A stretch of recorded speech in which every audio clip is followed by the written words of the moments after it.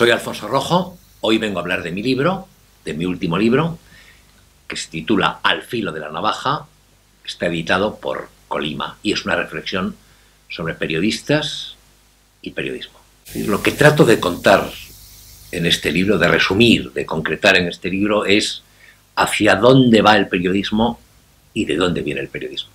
O sea, yo he vivido los años dorados del periodismo, quizás los mejores años que ha tenido nunca. Unos años en los que había dinero a manta, las empresas periodísticas eran bollantes, había presupuesto prácticamente para todo y algunos como yo tuvimos el privilegio de vivir esos años en la cresta de la ola, viajando de un lugar a otro del planeta, cubriendo conflictos, saltando de guerra en guerra. Entonces lo que yo he hecho es una reflexión sobre cómo ha sido el periodismo a lo largo de la historia, los últimos 300 años, cuáles han sido las distintas etapas, con un énfasis especial en la etapa dorada que vivimos en España, fundamentalmente desde el 75, 76 hasta finales de los 80, y una amarga reflexión hacia dónde va esto. Y mi tesis en este asunto es que el periodismo, el negocio periodístico, ha colapsado.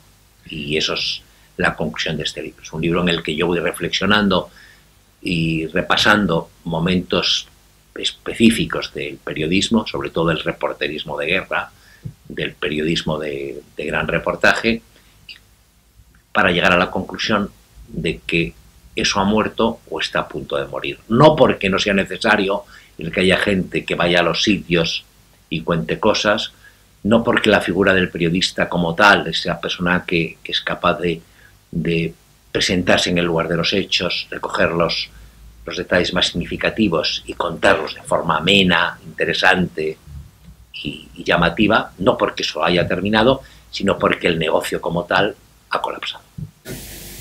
Bueno, Al filo de la navaja es también la obra de un miembro, de un ejemplar de lo que es una especie no en peligro de extinción, sino en franca extinción, que es el reportero de guerra, por lo menos tal como lo hemos conocido, por varias razones. Una de las razones fundamentales es el exceso de información. Hemos pasado de un mundo de información escasa a uno de información superabundante y por lo tanto el bien sobre el que trabajamos, que es la noticia, ha perdido valor. Hay otro elemento que es el impacto de las nuevas tecnologías. Antes ocurría, pues estoy hablando de hace 15, 20, 30 años, ocurría una catástrofe en el otro extremo del planeta, te movilizabas en tu lugar de origen, preparabas el equipaje, tomabas un avión, recorrías medio mundo, escalabas 2 montañas y 15 días después había una crónica fascinante, arrasadora, en el periódico de Marras o un reportaje en la televisión para la que tú trabajabas, en la cadena de televisión. En este momento, antes de que tú te hayas enterado de todo lo que ha ocurrido, en el lugar de los hechos hay un local, si es en Haití negro como un teléfono, si es en los Andes con acento quechua y si es en el sudeste asiático con ojos rasgados, que saca un teléfono móvil, lo sostiene sobre su cabeza 10 segundos, aprieta después 3 botones y un minuto después está circulando por las redes, por internet, por las redacciones, por los domicilios, por todos los lugares, pues imágenes de la tragedia. Eso ha afectado negativamente a nuestra profesión.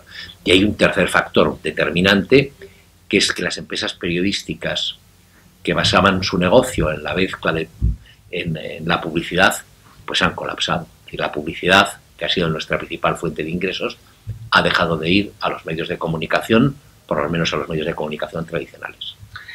Bueno, en Al filo de la navaja también dedico un espacio, no muy amplio, pero importante, a los años gloriosos que tuvimos en el diario El Mundo, desde su nacimiento hasta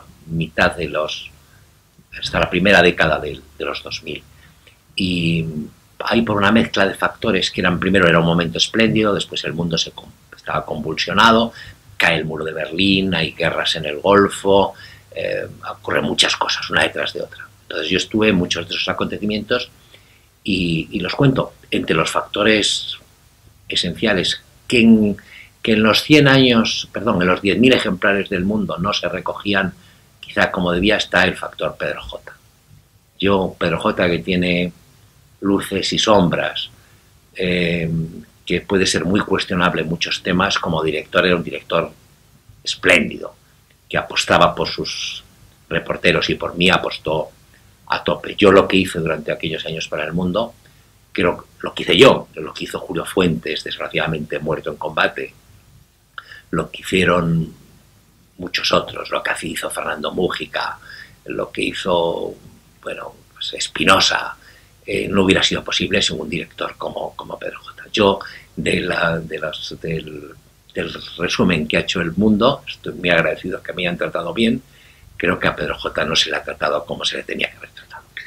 No, el mundo del reportero de guerra, estoy hablando casi en pasado, es un mundo a la vez muy competitivo y solidario.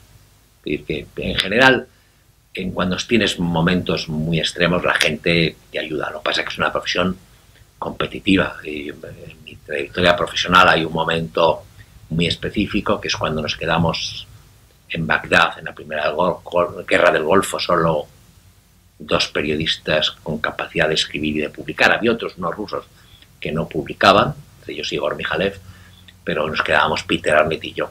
Peter Arnett tenía acceso a un teléfono móvil de aquellos primitivos que eran no grandes como una paellera, eran grandes como media casa, los teléfonos aquellos móviles. Y a mí no me permitía ningún acceso a sus elementos de transmisión que me hubieran facilitado la labor.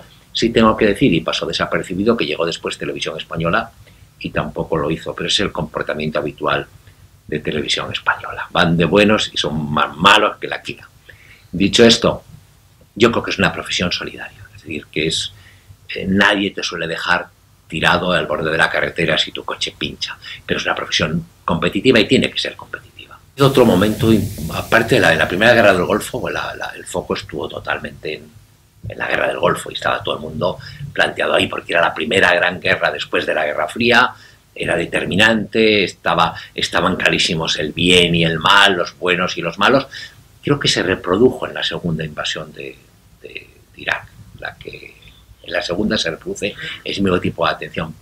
Pero después es muy difícil que haya el mismo tipo de cobertura cuando los conflictos son más confusos o menos bonitos. Es muy difícil cubrir de una forma romántica o grande o espectacular la carnicería que se está produciéndose en estos momentos en Irak o en Siria o lo del ISIS, por muchas razones. Primero, porque no puedes colocar periodistas sobre el terreno. Segundo, porque es una cosa especialmente espantosa o horrorosa para ser cubierta. Y respecto a otros conflictos, que hay muchos y siguen vigentes, es que falta un poco ese carácter de duelo, de bueno y malo, que tuvo la Guerra del Golfo y la segunda invasión de Irak.